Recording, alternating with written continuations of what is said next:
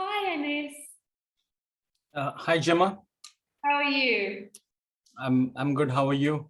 Yeah, good. We're just coming to the end of the first day of the digital sprint. So we've just had some groups presenting to us what they've done so far, which is already incredible. And so, yeah, we're really happy to kind of end this first day with someone who can tell us a lot more about this particular issue and kind of the solutions that are already out there. And so I think the first thing is we can get you to just introduce yourself Sure. and tell us about like why you are where you are, basically. Sure. Should we get started just now? Yes, absolutely. Yeah. Okay. So, name is Anis, and I'm been working in the tech industry for the last 25 years. Last 20 years, I've worked based out of London in the UK. And before that, I was in the US, for a period of 5 years. But with StepUp.one, it's been a 3-year journey, moving from a world of corporate to the world of social impact. So that's been a huge transition for me. Initially, I was just doing it as a social impact program. Then I jumped, 100% once I saw the growth and the potential of what we could do for the refugees who are stuck in these refugee camps. So for the past 6 months or so, I've been full-time on this, and I'm getting more and more people to join me to make this million people reskilled and employed in one marketable skill over the next 10 years. Wow, that's an incredible goal. And I feel that certainly over this past week, what's been happening in Europe, I think this is really topical as well. So yeah, really excited to hear that. That is true, yeah. So yeah. You never know when you could be, out of your home. So, yeah, it's in fact, I have a number of clients who have parents in Ukraine, and it's really, really hard for when they talk about just you just lead a normal life and suddenly you don't have a country, you're on the run. Yeah, exactly. And how quickly one day you've got a job and a house, and the next day you don't, but you still have those skills, which I think is really important, what we're really highlighting as well over the next 2 days. So we have some questions for you. So if you're happy, we can jump straight into those, because I know we've got people watching and interested to know. Sure, absolutely. Yeah, that's the best way to have a good conversation. Yes, absolutely. Yeah. So the first question is, so as the pandemic has obviously been quite a disruptor for remote work, probably in a more positive way, how can refugees find a unique value proposition within this remote work? See, I think refugees or not, pandemic has given a fantastic opportunity to everybody to be able to excel in whatever they do. We had a phenomenal period. For example, we grew from 5 refugees to 50 refugees in 2020. From 50, we grew to almost 1,200 refugees in 2021, which is like complete lockdown period, right? So what really helped us is that focus. Instead of trying to do anything that's out there, we said we can do digital marketing or digital selling or digital recruitment as good as or even better than anyone in the world. That's different from, oh, let me be your virtual assistant, or let me try and help you with this, let me try and do this. So we changed the tune from let me help you to let me give you an outcome. The moment you moved from,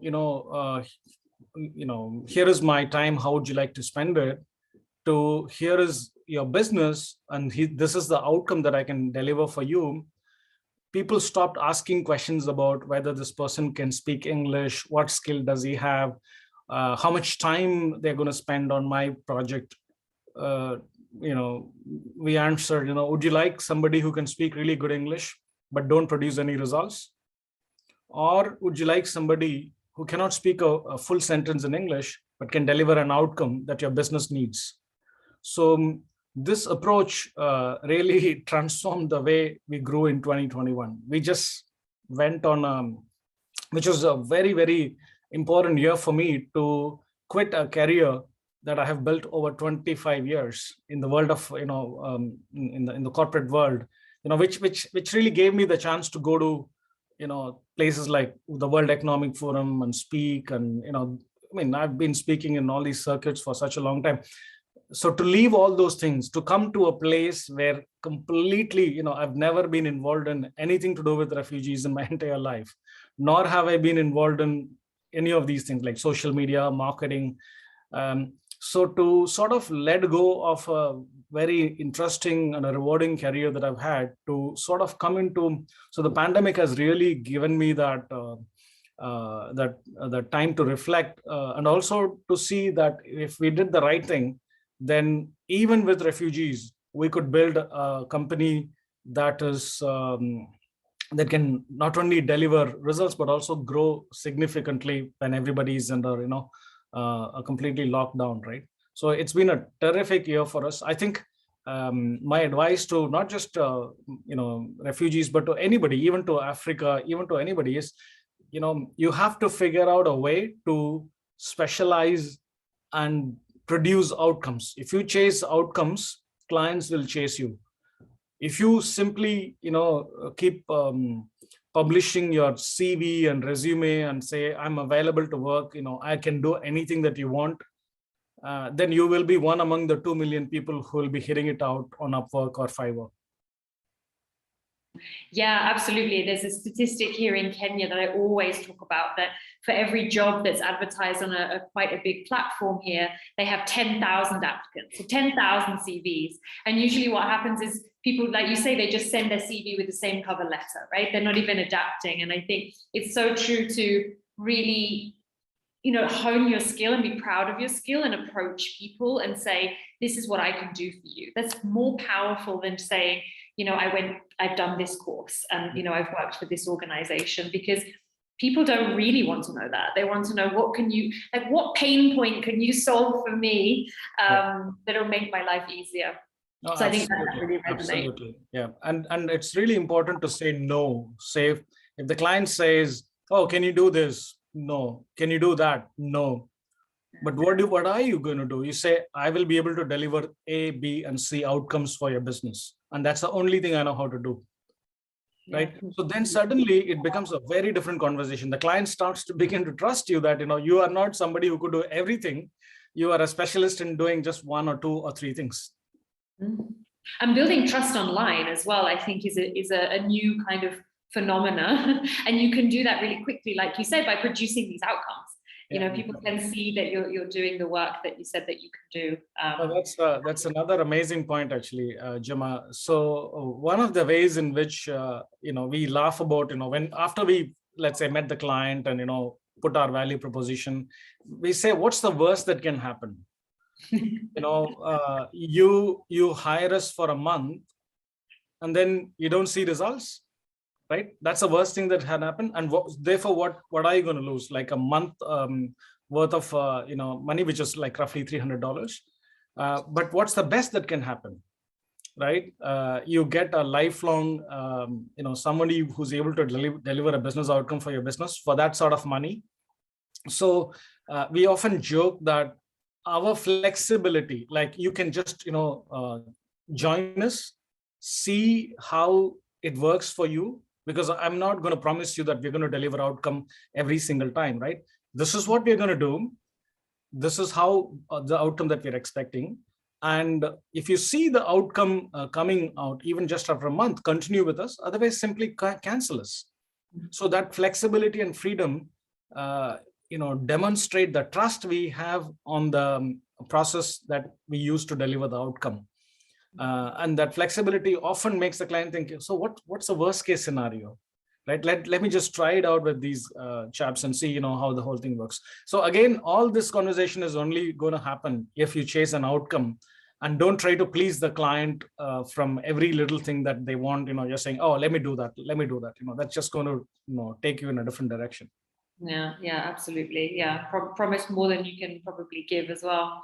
And I mean, the second question that we had is something that I'm always thinking about, because I recently worked with some refugees, Syrian refugees. And so what is the, like, how do labor laws work when you're working online compared to labor laws, for instance, if you are working in the country? Because I know, for instance, if you're a refugee in somewhere like Jordan, you're not allowed to work at all, right? There's only certain things that you can and can't do, but working online could be a possibility. So what is the difference? And I guess, what are the sort of things to watch out for? I think, it's a brilliant question, right? I think it's a very interesting, there is a recent ILO report on this topic, which was released recently, and they had specifically focused on refugees and Upwork.com. So the interesting thing is most of the refugees that we currently work with are in Africa, right? They're not outside Africa, but we are growing outside as well. But right now, all the 7 different refugee camps that we work with are all in Africa.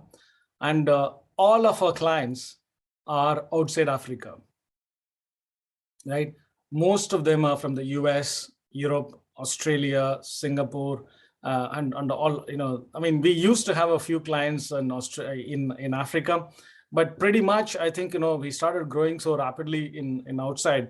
So we've never had this issue so far of, the ability to physically go to a client and physically sit next to him or her and, do that work. Everything that we do is digital. The subscription, the work, the delivery, and not only digital, everything that we do is asynchronous. There is never a need for us to have a one-to-one or a call like this, like a Zoom call like this. We try and avoid any kind of synchronous communication, and mainly that is because of the infrastructure. And let's say if you set up a weekly call with your client, that's not going to work from the refugee camp, right? So we avoid any kind of synchronous and make it everything asynchronous. Like, you ask a question, within a few hours you'll get a response, right? Every Saturday you're going to get your dashboard. Every Friday we're going to report on progress. So by setting these real clean sort of days and what you're going to deliver on those days, and making sure that all your conversation is asynchronous, as in, like, your client is not waiting on the other side of the Zoom call, for you to speak, and your internet is just going down. So all these 3 years, we have had a phenomenal time by adopting a very clean practice with our clients. And that has really worked out really well. And labor laws, so far so good, but we are starting to work with African NGOs who are really interested. In fact, there was a meeting like this a couple of weeks, and they asked me, like, what should we do in order for you to consider, working with African clients? I said, honestly, there is really nothing that, it's the same thing. Whether you're from Africa or from America, it's the same website, the same subscription, it's the same price, right? And it's the same people. So we are really open for everything. It's just that, there has to be the thing that we're not doing is, we're not trying to market or sell aggressively into Africa as a potential thing, like what we are doing in the US or in Europe. So these NGOs are trying to sort of help us to enter Africa in a big way, because they are convinced that the African nations must be able to benefit. Forget about, we're not asking for charity. In fact, we don't take charity. We basically say, there's been many instances where clients said, we have so much of CSR budget. Could we do something with the CSR budget with you guys? And we said, no, you can't. The only way you can work with us is by you hiring one of us or 10 of us or 100 of us, and we working for you, delivering value, and in turn earning our money. That's the only way we can make money. There is no charitable donations. There is none of that, that would work with us. So therefore, it's really worked brilliantly for us, and we want to break into Africa, and we will, once we get into that physical thing, we will get into the problems of work permit, all those kind of things. But so far, Tashu, there has been no such problem so far. Yeah, absolutely. And I think the online work has definitely, I guess, cut down some of those barriers, that were stopping people from getting this type of work. So I think another good thing that's come out of the COVID pandemic is people have realized that, as long as you can access computer and internet of some sort, you could work, right? There's always that, and you can market yourself. And actually, that's one of the questions that's come in is, how do payments take place? And I think the idea is like, is it that obviously you as a company do the payments and then pay someone, or is it like you connect the partner and the business and they sort the payment out? I think that's the main question, because they're obviously thinking about putting their platforms together and what is the easiest way and what is the less, I guess, complicated way to do that.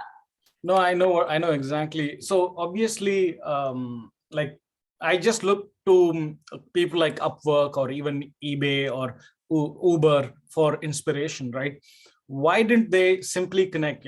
Even I think eBay or anything, whether it is products that you're selling or services that you're selling, it's always better for you to have a complete control of taking the money from the client and then having a payroll or a distribution, back to the refugees or any other people who are working for you.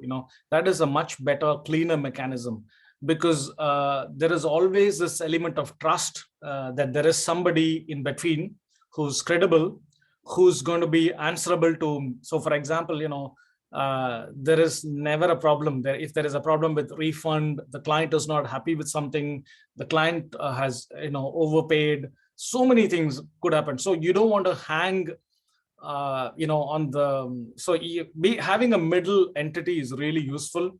But honestly, this area needs to improve a lot.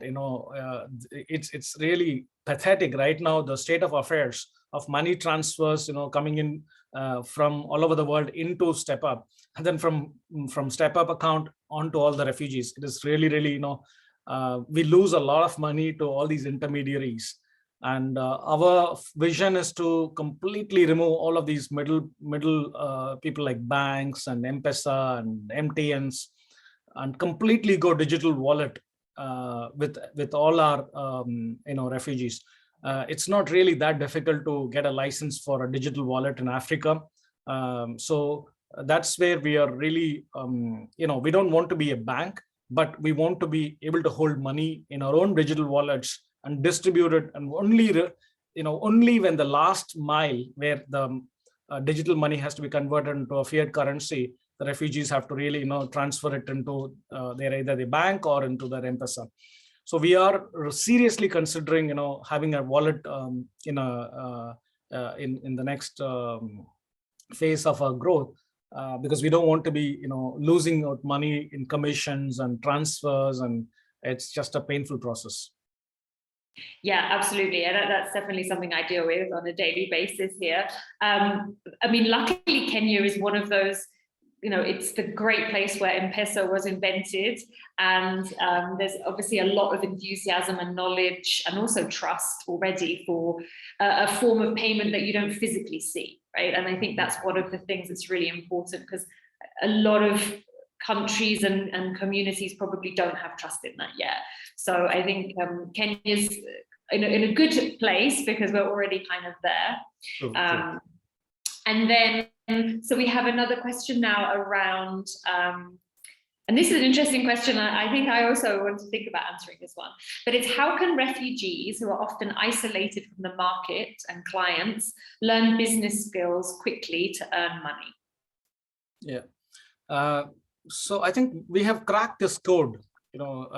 Some people ask me, what is the minimum viable learning?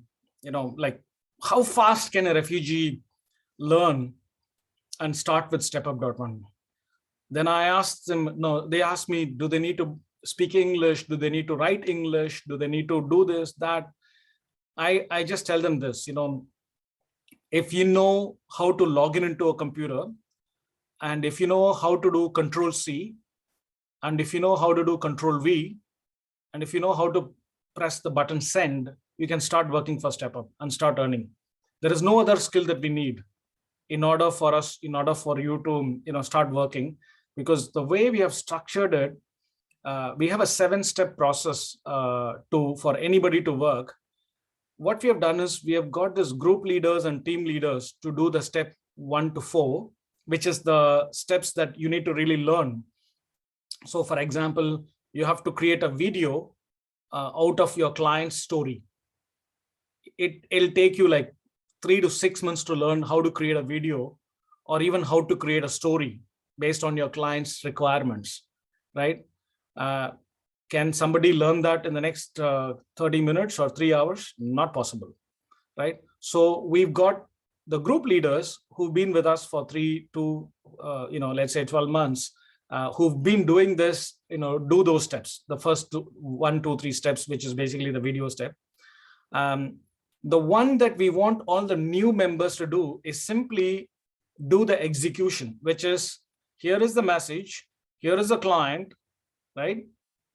Would you be able to send the messages to these clients, and then if they respond back, have a conversation, all of those are prefabricated messages. So we made the learning curve so easy that within like 30 minutes to 3 hours, somebody should be able to get in, learn what this whole thing is all about, and be able to start working for a client and earning money. So we literally, does that person need to know English? No, because we work for, let's say German clients in the German language with people who don't understand German, because we don't need to know German, because a client has brilliantly produced a lovely message that he wants to send in German.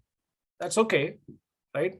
I don't need to know German to actually work. So many clients are really surprised when I say this to them. You don't really need to know the language. If you knew, you could work even more effectively.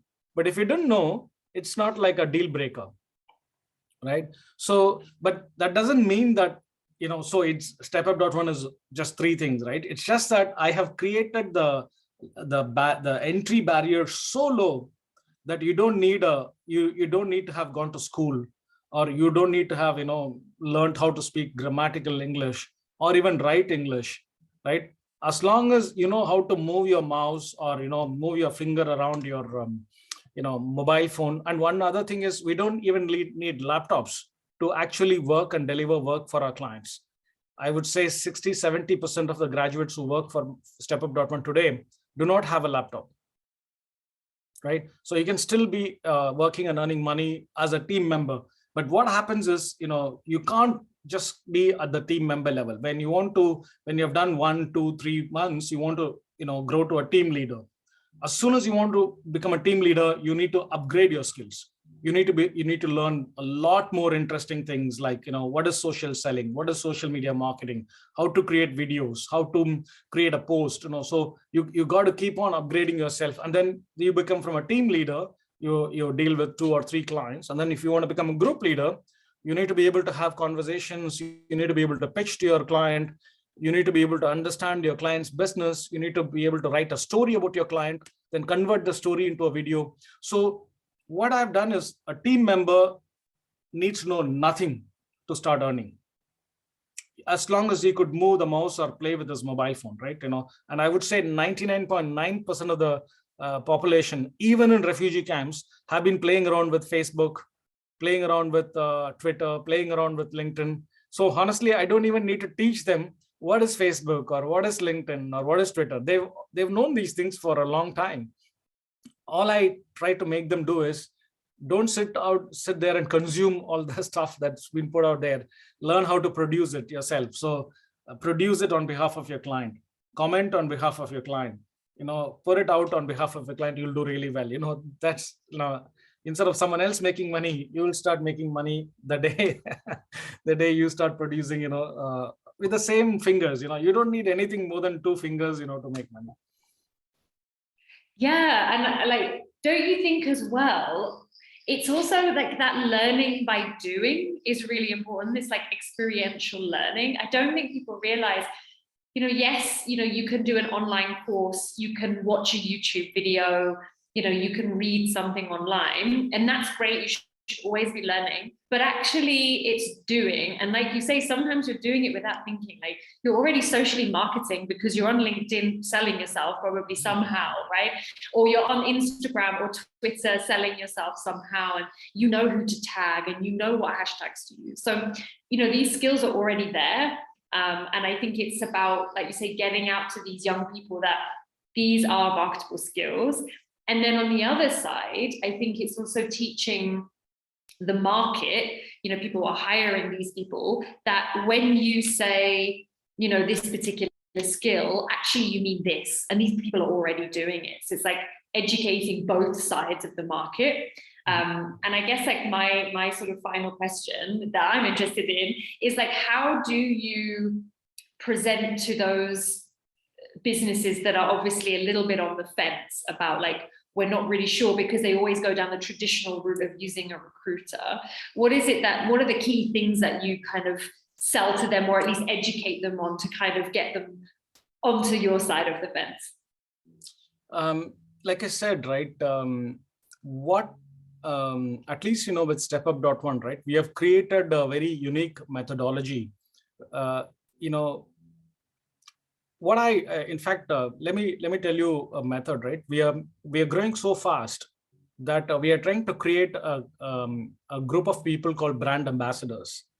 And brand ambassadors, one of the important duties for a brand ambassador is to pitch and close a client, any client, be it a US client or an African client or an American, anybody.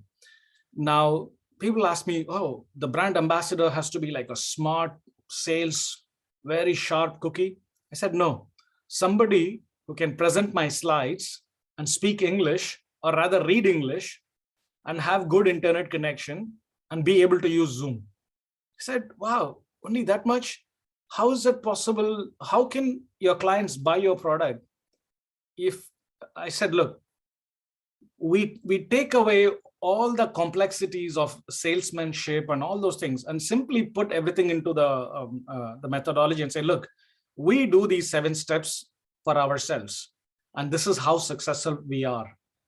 We do the same 7 steps for hundreds of clients like you, and this is how successful they are.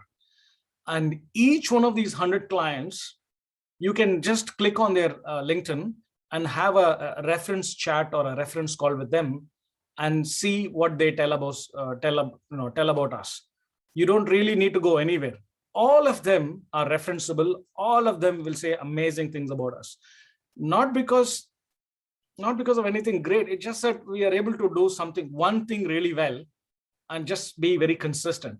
So to that thing, like people who are sitting on the fence, I really think if the value proposition is really clear, anybody could communicate it, number one. And unfortunately, if you don't get it, many people, obviously, they're not used to these new ways of doing things, right? Digital marketing, digital selling. And when we are talking about these things, we are not even competing with, let's say, other digital marketing companies from other countries. We are challenging.